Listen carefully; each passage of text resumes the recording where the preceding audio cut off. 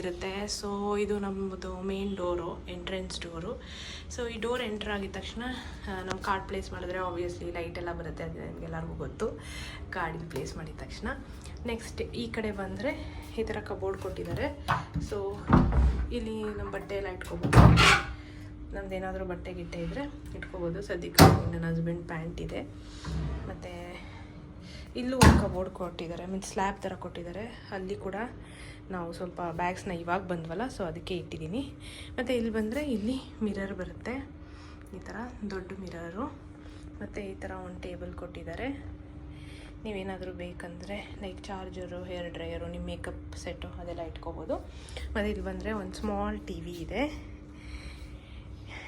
And ಇಲ್ಲಿ ಬಂದರೆ coffee table ಇದೆ.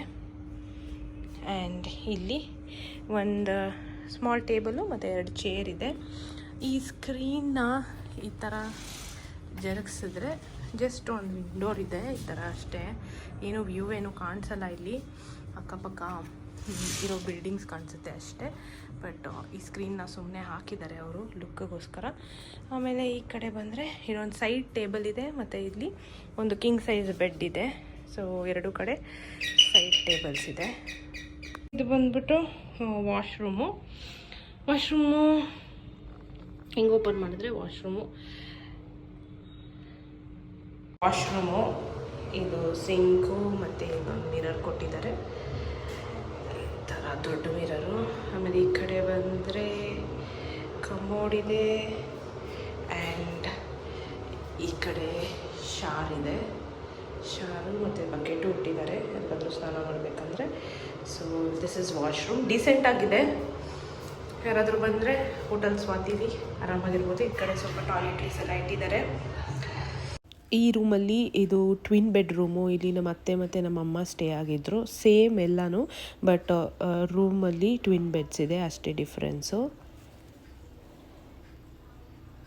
ನಾವು ಸ್ಟೇ ಆಗಿದ್ದು ಹೋಟೆಲಲ್ಲೇ ಬೆಳಗ್ಗೆ ಬ್ರೇಕ್ಫಾಸ್ಟ್ ಎಲ್ಲ ಮುಗಿಸಿದ್ವಿ. ಬ್ರೇಕ್ಫಾಸ್ಟ್ ಅಂತೂ ತುಂಬ ಚೆನ್ನಾಗಿತ್ತು. ನೀವು ಯಾರಾದರೂ ಸ್ಟೇ ಆಗಬೇಕು ಹೊಸಪೇಟೆಲ್ ಅಂದರೆ ಹೋಟೆಲ್ ಸ್ವಾತಿಗೆ ಹೋಗಿ.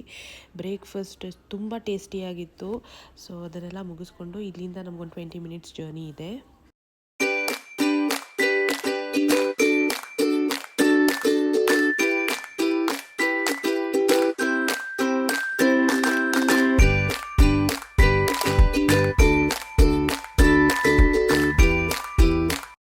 ಬಳ್ಳಾರಿಗೆ ಅಂದರೆ ಸಂಡೂರಿಗೆ ಬಂದಿದ್ದೀವಿ.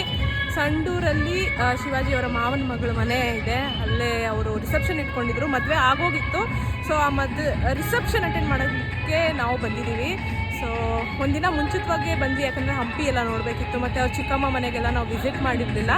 ಮದುವೆ ಆಗಿ 5 ಇಯರ್ಸ್ ಆಗಿತ್ತು. ಅದಾದಮೇಲೆ ಅವ್ರ ಮನೆಯೆಲ್ಲ ಸೊ ವಿಸಿಟ್ ಮಾಡಿಬಿಟ್ಟು ಇವತ್ತು ರಿಸೆಪ್ಷನಿಗೆ ಬಂದಿದ್ದೀವಿ. ರಿಸೆಪ್ಷನ್ 11 o'clock ಸ್ಟಾರ್ಟ್ ಆಯಿತು. ಬಟ್ ಎಲ್ಲ ಗಂಡು ಹೆಣ್ಣು ಕೂಡಿಸೋ ಅಷ್ಟೊತ್ತಿಗೆ ಆಲ್ಮೋಸ್ಟ್ 12:30 ಆಗಿತ್ತು. ಸೊ ನಾವು ರೀಚ್ ಆಗಿದ್ದೀವಿ. ಸೊ ಈ ಥರ ಇದೆ ವೆನ್ಯೂ.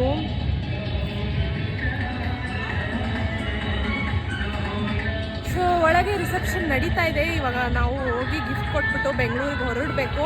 ಸೊ ಸ್ವಲ್ಪ ರಿಲೇಟಿವ್ಸ್ ಬರಬೇಕು, ಅವ್ರಿಗೋಸ್ಕರ ಕಾಯ್ತಾ ಇದ್ದೀವಿ. ಎಲ್ಲರೂ ಬಂದಿದ ತಕ್ಷಣ ಇಲ್ಲಿಂದ ಹೊರಡ್ತೀನಿ. ಸೊ ನಾನು ಈ ಲೆಹೆಂಗಾನ 5 ಇಯರ್ಸ್ ಆದಮೇಲೆ ಹಾಕ್ಕೊಂಡಿದ್ದೀನಿ. ನನ್ನ ರಿಸೆಪ್ಷನ್ ಲೆಹೆಂಗಾ ಎತ್ತಿಟ್ಬಿಟ್ಟಿದ್ದೆ, ತುಂಬ ಭಾರ ಇದೆ ಇದು. ಸರಿ ಇನ್ಯಾವುದು ಒಕೇಶನ್ ಸಿಗಲ್ಲ ಅಂದ್ಬಿಟ್ಟು ಮತ್ತೆ ಹಾಕ್ಕೊಂಡೆ. ನನ್ನ ಮಗನಿಗೆ ಹಿಡಿಯೋಕ್ಕೆ ಆಗ್ತಾಯಿಲ್ಲ ಈ ಲೆಹೆಂಗಾ ಹಾಕ್ಕೊಂಡು ಅವ್ನು ಹಿಂದೆ ಓಡೋಕ್ಕೆ. ಅವ್ರ ಅಪ್ಪಾಗೆ ಬಿಟ್ಬಿಟ್ಟಿದ್ದೀನಿ. ನೋಡಿ ನನ್ನ ಲೆಹೆಂಗಾ ಇದೆ. ಸೊ ಕರೆಕ್ಟಾಗಿ ಫಿಟ್ ಆಗಿದೆ. ಚಿನಿ ಹಾಯ್ ಹೇಳು ಎಲ್ಲರಿಗೂ. ಹಾಯ್ ಹೇಳು ಮಗನೇ. ಏನು ತಿಂದಿ ನೀನು? ಮುಖ ಎಲ್ಲ ಹಿಂಗಾಗಿದೆ. ಏನು ಕುಡಿಸಿದ್ರಿ? ಇವೇನಿದು? ಏನು ತಿಂದಿದ್ದಾನೆ ಇವನು? ಎಲ್ಲೋಗಿದ್ದೆ ಮಗನೇ? ಇಲ್ಲಿ ನೋಡಿಲ್ಲಿ ಚಿನಿ, ಇಲ್ಲಿ ನೋಡು ಬಾ. ಎಲ್ಲಿದೆ ಕ್ರೋ ಎಲ್ಲಿದೆ? 3 ಕ್ರೋ ಕುಚ್ಚಿದೆ ಕಂದ. ಕ್ರೋ ಹೆಂಗ್ ಸೌಂಡ್ ಮಾಡುತ್ತೆ ಮಗನೇ? ಈ ಕಡೆ ತಿರ್ಕೊಂಡೇಳ ಹೆಂಗ್ ಸೌಂಡ್ ಮಾಡುತ್ತೆ? ಅಲ್ಲಿದೆ ನಾ ಕ್ರೋ.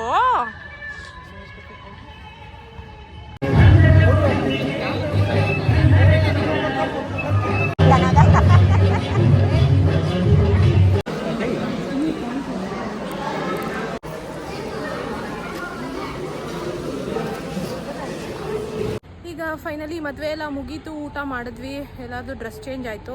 ಈಗ ನಾವು ನಮ್ಮ ಬೆಂಗಳೂರಿಗೆ ಹೊರಡ್ತಾ ಇದ್ದೀವಿ. ಈಗ ಟೈಮ್ ಆಲ್ರೆಡಿ 4 o'clock ಆಗಿದೆ. ಬೆಂಗಳೂರು ತಲುಪೋ ಅಷ್ಟೊತ್ತಿಗೆ ಎಷ್ಟಾಗುತ್ತೋ ಗೊತ್ತಿಲ್ಲ. ಇಲ್ಲಿಂದ ಒಂದು 6 hours ಜರ್ನಿ ಇದೆ. ಬ್ರೇಕ್ ಗೀಕ್ ತೊಗೊಂಡ್ರೆ ಒಂದು 7 hours ಆಗುತ್ತೆ. ಸೊ 11-12 ಆಗ್ಬೋದು ಬೆಂಗಳೂರಿಗೆ ಹೋಗೋ ಅಷ್ಟೊತ್ತಿಗೆ. ಈಗ ಶಿವಾಜಿ ಅವ್ರ ಅಣ್ಣ ಕೂಡ ನಮ್ಮ ಜೊತೆ ಬರ್ತಾರೆ. ಸೊ ನನ್ನ ಪಾಪುದು ಡ್ರೆಸ್ ಚೇಂಜ್ ಆಗಿದೆ ನೋಡಿ, ಇಲ್ಲಿ ಆಟ ಆಡ್ತಾ ಇದ್ದಾನೆ. ಇವನೇನು ಊಟನೇ ಮಾಡಿಲ್ಲ ನನ್ನ ಬಂಗಾರಿ. ದೋಸೆ ತಿಂತೀಯ ಮಗನೇ? ಬೇಡವಾ? ನೋಡಿ ಬೇಡ ಅಂತೆ, ಏನು ತಿನ್ನಲ್ಲ. ಇವ್ನು ಆಚೆ ಬಂದರೆ ಇದೊಂದು ಪ್ರಾಬ್ಲಮ್, ಏನು ತಿನ್ನಲ್ಲ.